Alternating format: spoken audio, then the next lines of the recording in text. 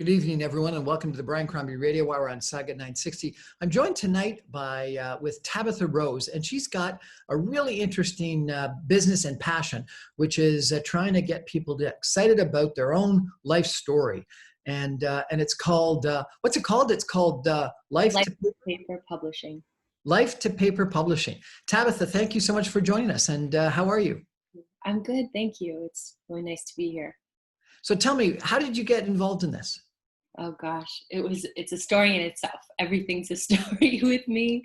How I came to do this, I was working in a completely different fields. I was in politics, and then I went on to finance. And while I was working in finance, my grandmother had always, for years, talked about wanting to have her story written. And she is not the type of person who says she's going to do something and doesn't take action. She often never asks for help or talks about it. She just does it. This was the one thing she talked about doing and hadn't done. And so finally, and out of curiosity, and generally always having an interest in stories and storytellers, I said, why don't you let me get started? And she said, okay. And I didn't follow, didn't have a course or a book or anything. I just started, and I kind of followed my intuition. And we sat together a few times, and then she said, we should go to Hungary. And that's where she's from. That's what we're going to do. And now she has a photo album that says the best holiday ever. Oh, really? Fantastic. Yeah, for me, it's so much more than a holiday. That's where When was this? That was 7 years ago. Okay. And my whole life, I felt this restlessness. Like I certainly felt, fulfillment, getting a new job and advancing in careers in school and previous to that. But this was it would be this immediate gratification, but then it didn't last very long. This was the first time in a long time when I was doing this work with her. And I remember the exact moment in Hungary. I have a picture, I think I sent it to you, of the table I was sitting at. I had my notebook and just reflecting on the days prior and the conversations where I didn't feel restless and I didn't feel like there was anywhere I was supposed to be, but exactly there doing that. So I went back to my job with kind of I kept it to myself, but I had this, I know something you all don't know, but I didn't start right away. It actually took me, I think life gives you shoulder taps to say, listen. This is what I want to do. Yeah, if you don't listen, they might turn to slaps, or they might turn to knockdowns. For me, turned to like a knockdown. And I found myself in Vancouver with a wonderful mentor and coach. And that person had me saying within the first hour that, digging up this memory I had and saying, this is what you're going to be doing. And that was it. Fantastic. Well, what a wonderful story. And did you publish the story of your grandmother? No, it's not published. It's kind of it's still in the making. Believe it or not, it's really personal to me, as you can imagine, and I have these very high expectations for it. That's one of the main reasons. And luckily, I have her in my life, like young and vibrant and healthy, and we have some plans for it, though. Fantastic. Yeah. And so then, how did you launch this business? So that's the thing. I just got started, and I didn't really face that resistance and struggle that I felt in the past. Things just started happening. I went to my friend's grandmother's funeral, and I started talking about it. This is what I was going to be doing. And they pulled me over to, my friend's parents pulled me over to their, this is my best friend, Richard. He's written a book that guides people to write their life story, and he travels the world teaching people how to do this. So on the spot, I said, will you be my mentor? And he's been with me ever since. And now he's actually my partner, and we've developed an online course for people, something that would have helped me when I went to do this with my grandmother. And so how long has this business been operational? 5 years. 5 years. And how many people have you helped write their stories? Gosh, I haven't actually tallied that up yet. But several. You say that it's the process that's almost as important as the end result, correct? Absolutely. One of the most fulfilling moments was when I had someone tell me for the first time, this has happened since we weren't finished. We were just in the interview process. And he said, I'm not even whether you hand me a book at the end of this or not, this is enough. Just what happened within, like, over the course of the conversations. Why is it? Is it like therapeutic? Is it like sitting on a It's not, psychologist's couch? What is it? yeah, it's not therapy, but it is very therapeutic, and it is healing. And in those like entanglements of the wounds, we do find like the golden threads and the legacy that's there, woven throughout. And it's beautiful. When a case was, that I came to find was a couple, a man, his wife had lost her ability to speak.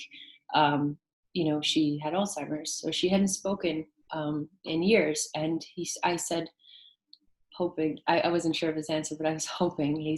I said, do you remember, what was the last conversation you had? And immediately he said, we haven't had our last conversation.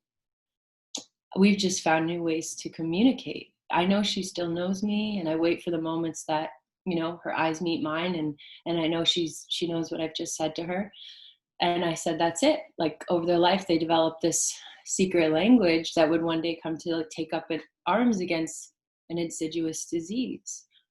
And that's I'd say, the golden thread of their legacy together. That was it. And those two built a huge business together, beautiful children, very successful. But that is it. That was it. It was amazing. Chatting with Tabitha Rose and talking about writing down your life's journey and her business that helps you do that. We're going to take a break for messages and come right back. Stay with us.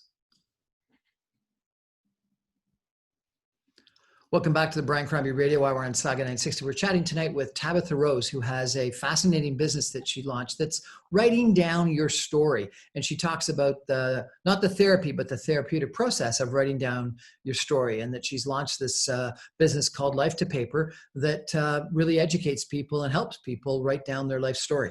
Tabitha, tell me, if you could, some of the interesting revelations that have occurred with people that you've worked with, or stories or case studies, if you could.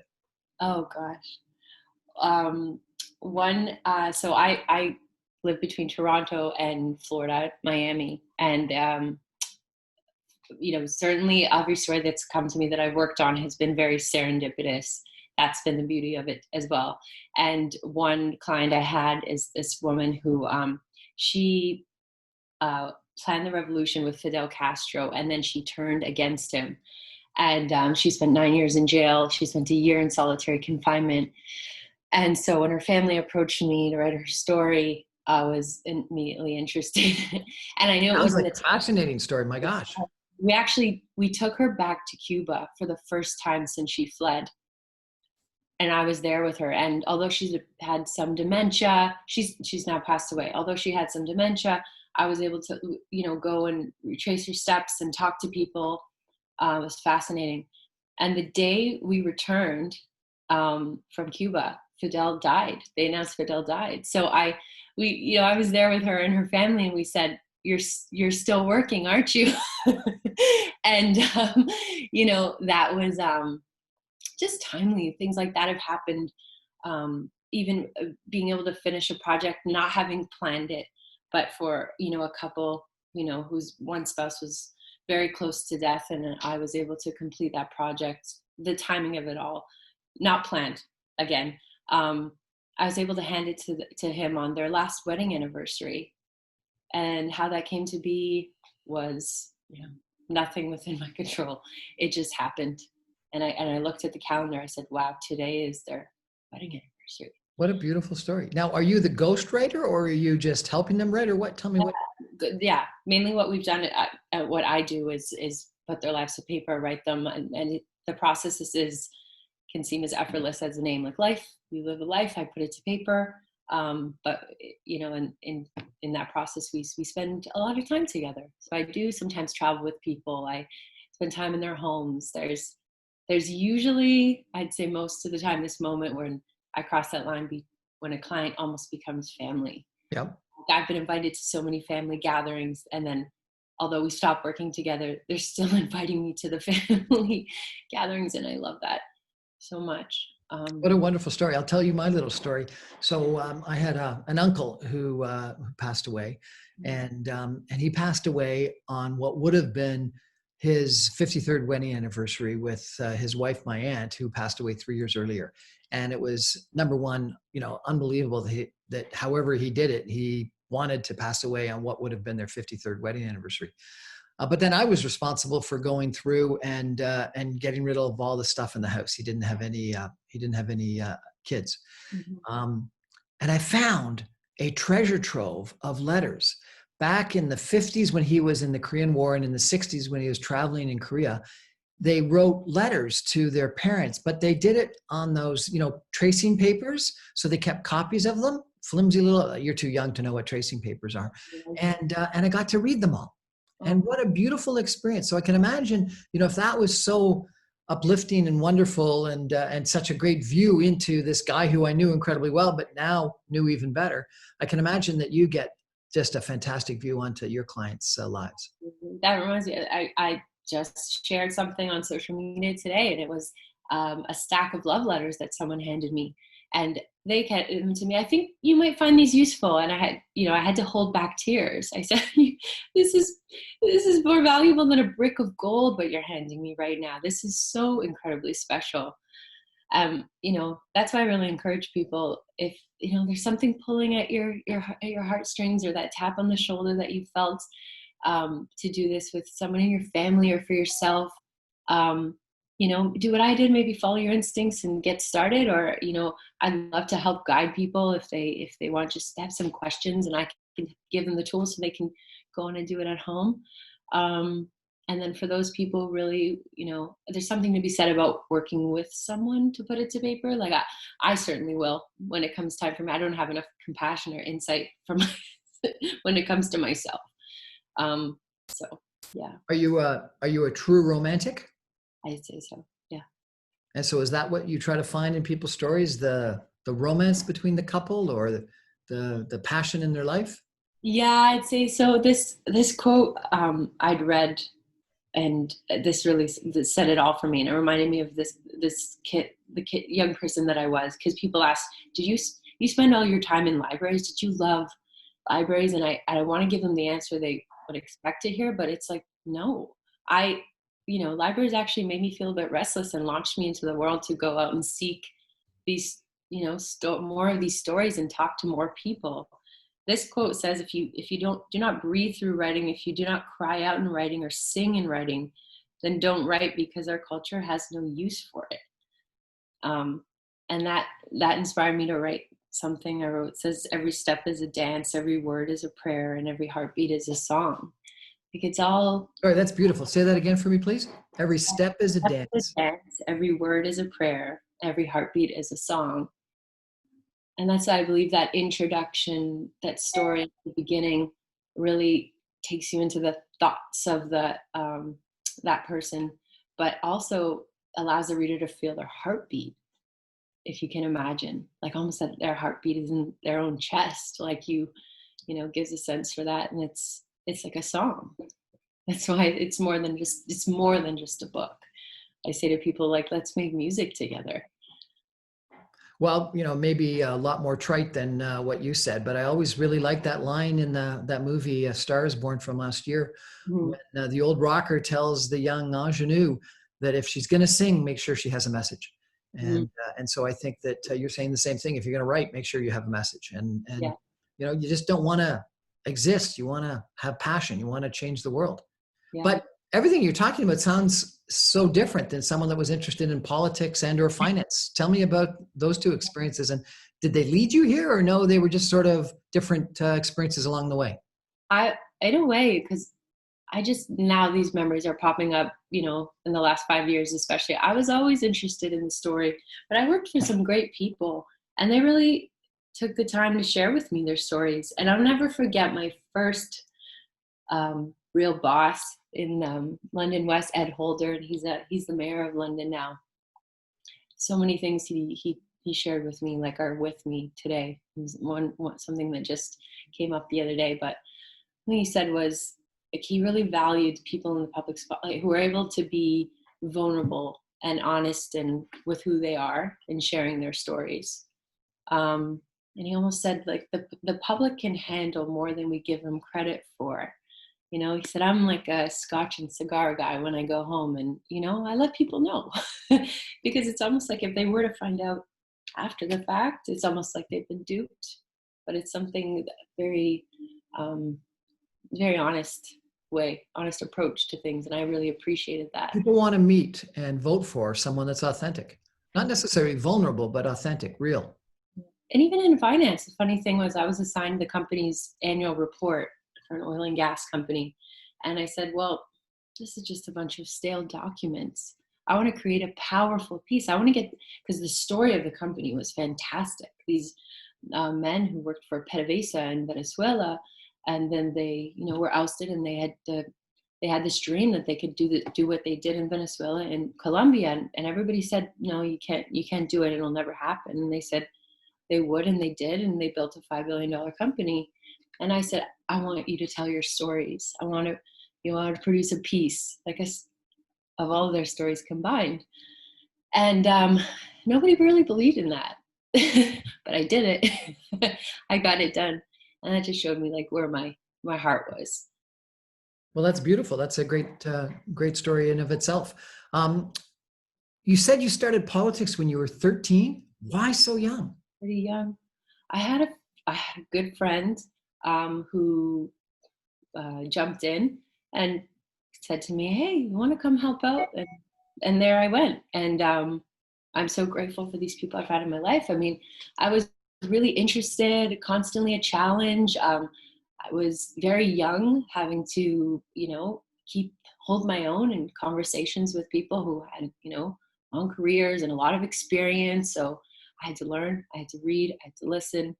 And quite frankly, I mean, it was a policy convention or hanging out at the mall. And to me, that was just more interesting at the time.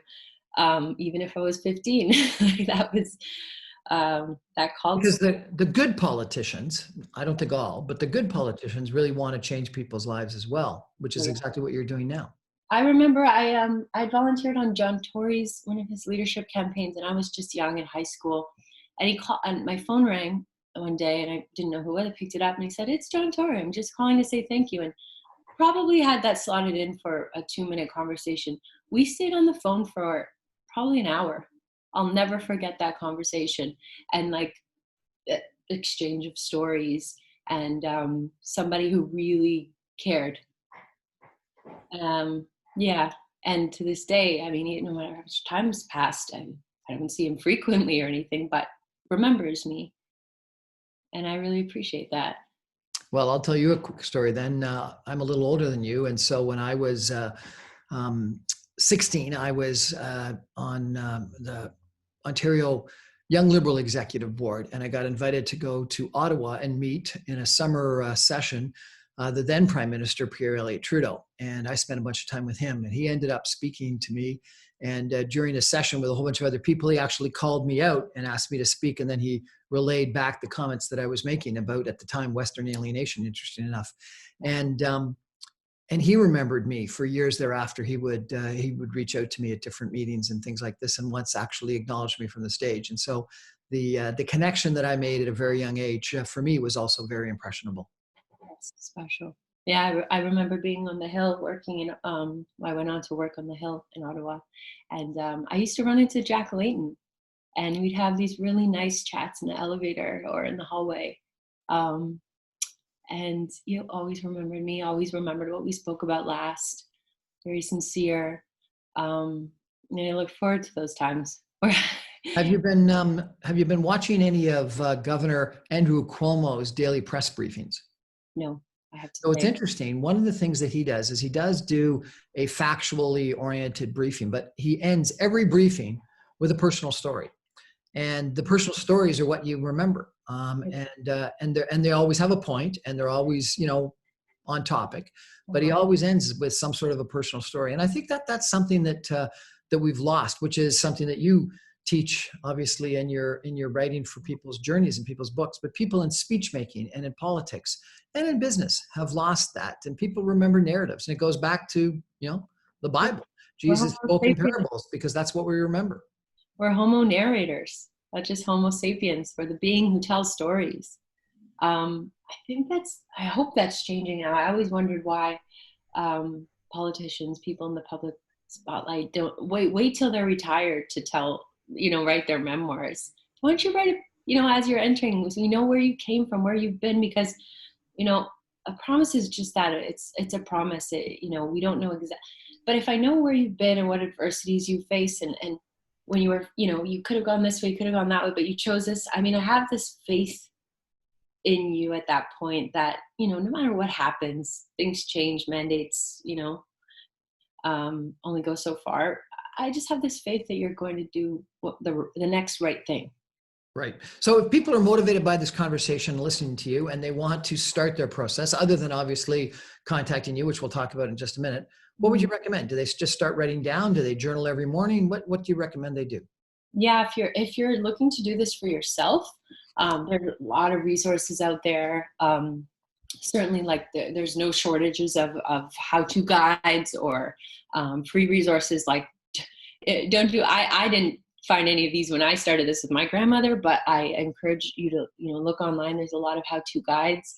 My mentor wrote a great book called Writing Your Legacy, Richard Campbell, and that takes you from, it's not just a couple prompts, it's literally beginning to end, takes you across that finish line to even having the print ready files completed. So that's amazing. But really though, if you just feel like called to spend some time with that person in your life who you're looking to write for, if that's the case, just do it. Like, there's no better time than now. If you have that person in your life, pick up the phone, go visit them if you can, and just start recording and writing and see where that leads you. And if you need help from there, I'm here. How do people contact you?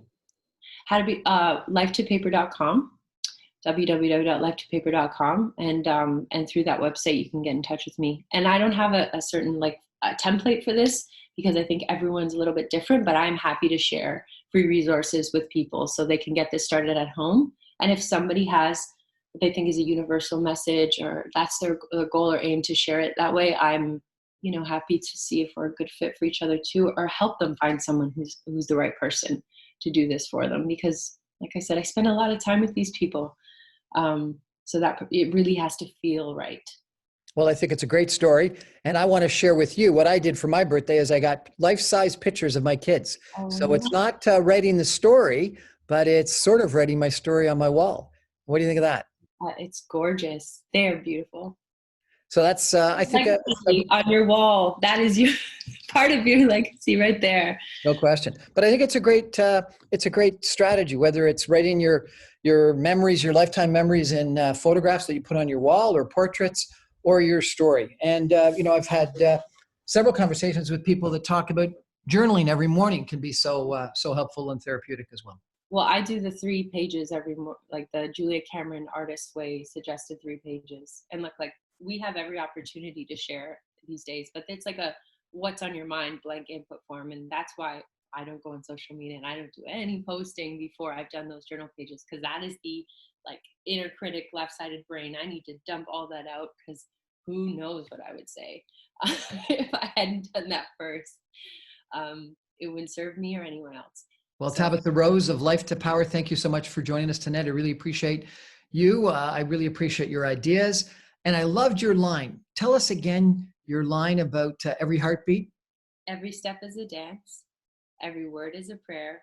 Every heartbeat is a song. Fantastic. If you want to rate your story, I highly recommend Tabitha Rose, lifetopaper.com. Thanks again, Tabitha. Thanks so much. Thank you.